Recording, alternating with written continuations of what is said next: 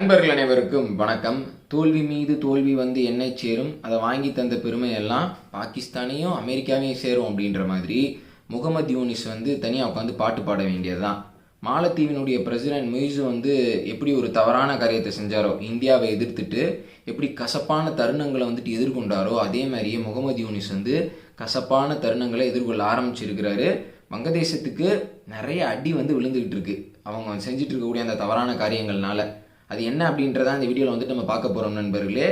முதல் முக்கியமான விஷயம், வங்கதேசத்துக்கு ஏற்பட்டிருக்கக்கூடிய ஒரு பெரிய அடி என்ன அப்படின்னு பார்த்துக்கிட்டிங்கன்னா, வங்கதேசத்தினுடைய பெக்சிம்கோ குரூப் வந்து ஒரு அறிவிப்பு வந்துட்டு வெளியிட்டிருக்கிறாங்க. இந்த பெக்சிம்கோ குரூப்புக்கு கீழே தான் வந்து பார்த்துக்கிட்டிங்கன்னா கிட்டத்தட்ட 169 கார்மெண்ட் கம்பெனிஸ், வங்கதேசத்தில் இருக்கக்கூடிய கார்மெண்ட் கம்பெனிஸ் வந்துட்டு இருக்கிறாங்க. ஸோ இவங்க என்ன அறிவிப்பு வந்து மேற்கொண்டிருக்கிறாங்க அப்படின்னா, கிட்டத்தட்ட பெக்சிம்கோ குரூப் வந்துட்டு என்ன சொல்லியிருக்கிறாங்க அப்படின்னா, அது வந்து ஒரு அரசாங்க நிறுவனம், கிட்டத்தட்ட 32 கார்மெண்ட் ஃபர்ம்ஸை வந்துட்டு நாங்கள் க்ளோஸ் பண்ணுறோம் அப்படின்னு வந்து சொல்லியிருக்கிறாங்க. ஏன்னா அவங்க வந்து அவங்களுடைய கடனை செலுத்த முடியல, அந்த கார்மெண்ட் கம்பெனிஸ் வந்து அவங்களுடைய கடனை செலுத்த முடியல, அதனால வந்து க்ளோஸ் பண்ணுவதாக வந்துட்டு இப்போது அறிவிச்சிருக்கிறாங்க. ஆனால் இதற்கு முக்கியமான காரணம் என்ன அப்படின்னு பார்த்துக்கிட்டிங்கன்னா, அந்த நிறுவனங்கள் ஏன் கடனுக்கு போச்சு அப்படின்னு பார்த்துக்கிட்டிங்கன்னா, ஷேக் ஹசீனா வந்து அவங்க நாட்டை விட்டு வெளியே வந்தாங்கல்ல. ஸோ அதற்கப்புறம் வந்து இந்த கார்மெண்ட் இண்டஸ்ட்ரி வந்துட்டு ஃபங்க்ஷனே வந்துட்டு ஆக முடியலை.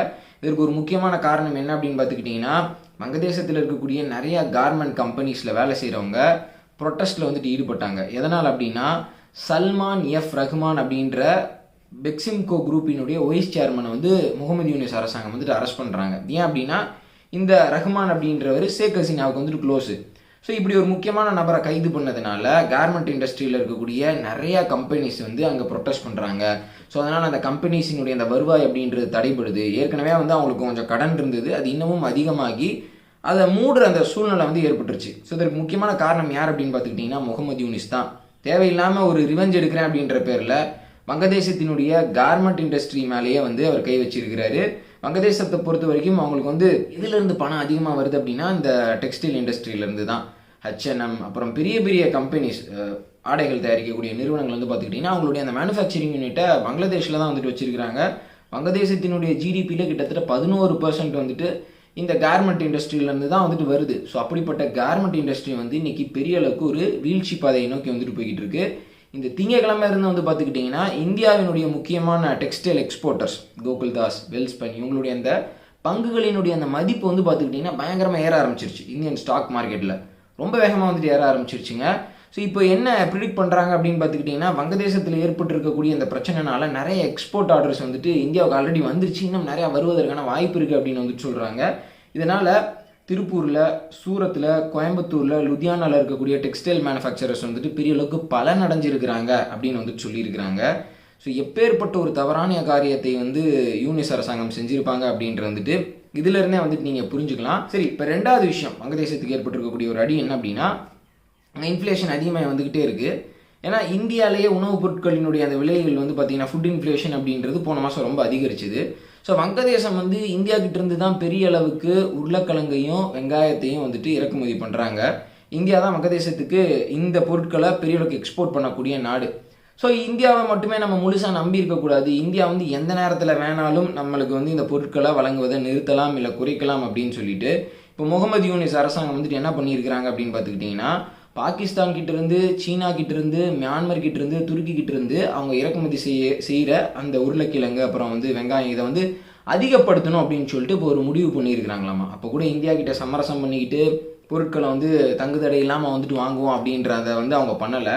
மாறா வந்து அவங்க இப்பயும் ஒரு தவறான பாதையில் வந்துட்டு போகிறாங்க. ஸோ இதுவே வங்கதேசத்துக்கு ஒரு பெரிய பாதிப்பை ஏற்படுத்தும் அப்படின்னு வந்துட்டு நான் சொல்லுவேன் நண்பர்களே.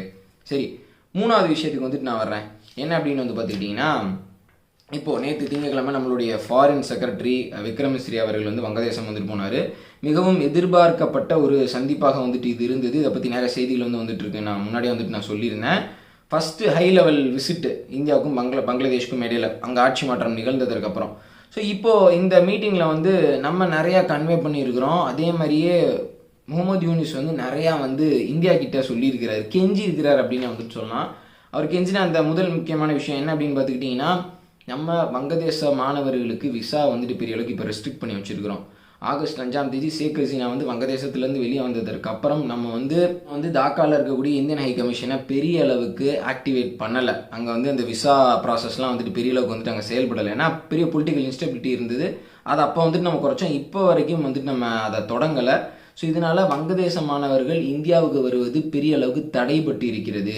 ஸோ வங்கதேச மாணவர்கள் மெயினாக இந்தியாவுக்கு வர ஒரு ரீசன் என்ன அப்படின்னு பார்த்துக்கிட்டிங்கன்னா, நியூ டெல்லியில் தான் யூரோப்பியன் யூனியனுடைய விசா சென்டர் வந்துட்டு இருக்கு. ஐரோப்பிய யூனியனுடைய விசா சென்டர் இருக்குது. ஸோ அதற்கு அவங்க வரணும்னா அவங்க இந்தியாவுக்கு வந்துட்டு விசா வாங்கணும். ஸோ அதனால் அவங்க என்ன ரெக்வஸ்ட் பண்ணியிருக்காங்க அப்படின்னா, விசா ப்ராசஸை எளிமையாக்குங்க, கூடிய சீக்கிரம் வந்துட்டு இன்னும் நிறைய பேருக்கு விசா கொடுக்குற அந்த வேலையை துவங்குங்க அப்படின்றத ரெக்வஸ்ட் பண்ணியிருக்கிறாங்க. விக்ரம் மிஸ்ரி அவர்களோட மீட்டிங் முடிஞ்சதற்கு அப்புறம் முகமது யூனிஸினுடைய அந்த இடைக்கால அரசு வந்துட்டு என்ன சொல்லியிருக்கிறாங்க அப்படின்னா, நாங்கள் வந்து இந்தியா கிட்டே இந்த விஷயத்தை ஸ்ட்ராங்காக கன்வே பண்ணிட்டோம். ஸோ கண்டிப்பாக வரப்போகிற நாட்களில் நிறையா பங்களாதேஷ் மாணவர்களுக்கு எளிதில் வந்துட்டு இந்தியாவுக்கு விசா கிடைக்கும் அப்படின்னு வந்துட்டு சொல்லியிருக்கிறாங்க. வங்கதேசத்தில் இருக்கக்கூடிய மீடியாலாம் என்ன சொல்கிறாங்க அப்படின்னா, இந்தியா வந்து ஒரு பழிவாங்கும் நடவடிக்கையாக வந்து இந்த விசா கொடுக்குறத வந்துட்டு குறைச்சி வச்சிருக்கிறாங்க அப்படின்ற மாதிரி வந்துட்டு சொல்கிறாங்க. சில நாட்களுக்கு முன்னாடி யூரோப்பியன் யூனியனுடைய டிப்ளமேட்ஸ் வந்துட்டு வங்கதேசத்துக்கு வந்துட்டு வந்திருந்தாங்க. அப்போ யூனிஸ் வந்துட்டு அவங்ககிட்ட என்ன சொன்னார் அப்படின்னா, நீ நியூ டெல்லியில் இருக்கக்கூடிய அவங்களுடைய விசா சென்டரை தாக்காவுக்கு வந்துட்டு கொண்டு வரணும். அப்படி இல்லாட்டி இங்கே இருக்க பக்கத்தில் இருக்கக்கூடிய வேற ஏதாவது ஒரு அண்டை நாட்டுக்காவது வந்துட்டு கொண்டு வாங்க, இந்தியாவுக்கு போவது ரொம்ப சிரமமாக இருக்குது அப்படின்னு சொல்லிட்டு அவங்ககிட்ட பெரிய அளவுக்கு வந்துட்டு கதறி இருக்கிறாரு. ஸோ இது இன்னொரு விஷயம். வங்கதேசம் வந்து இந்தியாவோட பக்கச்சிக்கிட்டதுனால எப்படியெல்லாம் இடையூறுகளை சந்திச்சு வராங்க அப்படின்ற அந்த விஷயம் நான் சொல்ல வந்தது.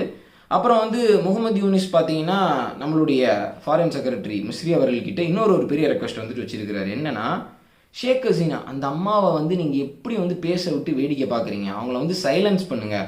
அவங்க வந்து கருத்து தெரிவிக்கிறதுனால எங்கள் நாட்டுக்குள்ளே பெரிய அளவுக்கு குழப்பம் ஏற்படுது, மக்கள் வந்து கோவப்படுறாங்க அப்படின்ற மாதிரி பொதுவாக மக்கள் கோவப்படுறாங்க அப்படின்னு வந்துட்டு அவர் சொல்லியிருக்கிறாரு. ஷேக் ஹசீனா சில நாட்களுக்கு முன்னாடி அவங்களுடைய ஆதரவாளர்கள் அமெரிக்காவில் இருக்கிறவங்களுக்கு வந்து பார்த்தீங்கன்னா வீடியோ கான்ஃபரன்சிங் மூலமாக விர்ச்சுவலாக வந்துட்டு அட்ரஸ் பண்ணுறாங்க. 1 மணி நேரம் வந்துட்டு பேசுகிறாங்க. முகமது யூனிஸுக்கு எதிராக எல்லா விஷயத்தையுமே வந்துட்டு கவர் பண்ணிட்டாங்க. மைனாரிட்டிஸை எப்படி வந்துட்டு நீங்கள் ஒடுக்குறீங்க, முகமது யூனிஸ் எப்படி ஒடுக்குறாரு, முகமது யூனிஸ் தான் அந்த கலவரத்தை வந்து தூண்டினாரு, ஸோ நான் வந்துட்டு எந்த தவறும் பண்ணலை, அவர் தான் இப்போ பெரிய தவறு செஞ்சுட்டு இருக்கிறார் அப்படின்னு சொல்லிட்டு ஏகப்பட்ட விஷயத்தை வந்துட்டு சொல்லிட்டாங்க. இப்போ திருப்பி நேற்று வந்து பார்த்துக்கிட்டிங்கன்னா, லண்டனில் இருக்கக்கூடிய அவங்களுடைய ஆதரவாளர்கள்கிட்ட ஷேக் ஹசீனா வந்துட்டு பேசியிருக்கிறாங்க. அதில் வந்து அவங்க என்ன சொல்லியிருக்கிறாங்க அப்படின்னா, முகமது யூனிஸினுடைய அரசாங்கம் வந்து ஒரு ஃபேசிஸ்ட் அரசாங்கம், அவங்க வந்து பயங்கரவாதிகளை அடிப்படைவாதிகளை வந்து இப்போ வெளியே விட்டுட்டாங்க, கட்டுக்கடங்காமல் இப்போ வந்து பயங்கரவாதிகளும் அடிப்படைவாதிகளும் நாட்டுக்கு பெரிய பாதிப்பை வந்து ஏற்படுத்தி வந்துகிட்டு இருக்கிறாங்க. கன்விக்டட் கிரிமினல்ஸுக்கும், கன்விக்டட்னா கோர்ட்டில் நிறுத்தி அவன் தப்பு செஞ்சிருக்கிறான் அப்படின்னு சொல்லிட்டு உறுதி செய்யப்பட்ட கன்விக்டட் கிரிமினல்ஸுக்கும் பயங்கரவாதிகளுக்கும் யூனிஸ் அரசாங்கம் வந்துட்டு அடைக்கலம் தர்றாங்க. வங்கதேச பார்லிமெண்ட்டை தாக்குனவங்களே வந்துட்டு அவங்க வெளியே விட்டுருக்குறாங்க அப்படின்னு சொல்லிட்டு ஒரு பெரிய குற்றச்சாட்டை ஷேக் ஹசீனா வந்துட்டு முகமது யூனிஸ் மேலே வந்துட்டு வச்சிருக்கிறாங்க. திருப்பி ஆட்சிக்கு வந்ததுக்கப்புறம் முகமது யூனிஸினுடைய கூட்டாளிகள் இவங்களை வந்து சட்டத்துக்கு முன்னாடி கொண்டு வந்து நிறுத்தி அவங்களுக்கு தண்டனை வாங்கி தராமல் விடமாட்டோம் அப்படின்னு சொல்லிட்டு அடுத்து ரொம்ப போல்டாக திருப்பியும் வங்கதேசத்தில் நாங்கள் வந்து ஆட்சிக்கு வருவோம் அப்படின்னு சொல்லிட்டு ஷேக் ஹசீனா வந்துட்டு அவங்களுடைய ஃபாலோவர்ஸ்க்கு வந்து ரொம்ப உற்சாகமூட்டும் விதத்தில் வந்துட்டு பேசியிருக்கிறாங்க. வங்கதேசத்துக்குள்ளே வந்து பார்த்துக்கிட்டிங்கன்னா, ஷேக் ஹசீனாவினுடைய கட்சிக்காரர்களை மிகவும் கொடூரமாக குறி வச்சு யார் தாக்குறா அப்படின்னா இப்போ இருக்கக்கூடிய ஆளுங்கட்சி, அதாவது முகமது யூனிஸ்க்கு கீழே செயல்படுறவங்க வந்துட்டு செஞ்சு வந்துட்டு இருக்கிறாங்க. ஸோ இப்படி இருக்கக்கூடிய சூழ்நிலையில் ஷேக் ஹசீனா இன்னமும் வெளியே இருந்துட்டு போல்டாக ஸ்டேட்மெண்ட் கொடுக்குறது வங்கதேசத்தில் இருக்கக்கூடிய அவாமி லீக் கட்சிக்காரங்களுக்கு ஒரு ஆறுதலை, ஒரு ரிலீஃப் ஏற்படுத்தியிருக்கு அப்படின்னு வந்துட்டு சொல்லலாம். எப்படியாவது நம்ம திருப்பி வந்துட மாட்டாங்களா, நம்ம வெளியே சேஃபாக தான் இருக்கிறாங்க அப்படின்ற ஒரு நம்பிக்கை வந்து அவங்களுக்கு கிடச்சிருக்கு அப்படின்னு வந்துட்டு சொல்லலாம். ஸோ இது முகமது யூனிஸுக்கும் அந்த பிஎன்பி கட்சிக்கும் வந்துட்டு சுத்தமாக பிடிக்கல. ஸோ அதனால் அந்த அம்மா பேசுகிறத நிப்பாட்டுங்க அப்படின்னு சொல்லிட்டு குதிச்சு போயிருக்கிறாரு முகமது யூனிஸ். ஸோ இப்படி இந்தியாவை பகைச்சிக்கிட்டதுனால வங்கதேசம் ஃபுல்லாமே வந்து பார்த்திங்கன்னா ஒரு குழப்பமான ஒரு சூழல் ஏற்பட்டிருக்கு அப்படின்னு வந்துட்டு சொல்லலாம். இது வந்து வங்கதேசத்தினுடைய பொருளாதாரத்தை மறைமுகமாக பயங்கரமாக தாக்கி அடித்து வந்துட்டு இருக்கு. கூடிய சீக்கிரம் பங்களாதேஷ் வந்துட்டு இதை ரியலைஸ் பண்ணி ஆகணும். அதை அவங்க புரிஞ்சுக்கல அப்படின்னா அடுத்த பாகிஸ்தானாக, பொருளாதார ரீதியிலாக, அமைதி ரீதியிலாக அடுத்த பாகிஸ்தானை வந்துட்டு வங்கதேசம் மாறிடுவாங்க அப்படின்றத சொல்கிறதுல எந்த விதமான சந்தேகமும் வந்துட்டு எனக்கு இல்லை நண்பர்களே. சரி, நம்மளுடைய ஃபாரின் செக்ரட்டரி வந்துட்டு அங்கே என்ன கன்வே பண்ணார் அப்படின்ற வந்துட்டு நான் சொல்லிடுறேன்.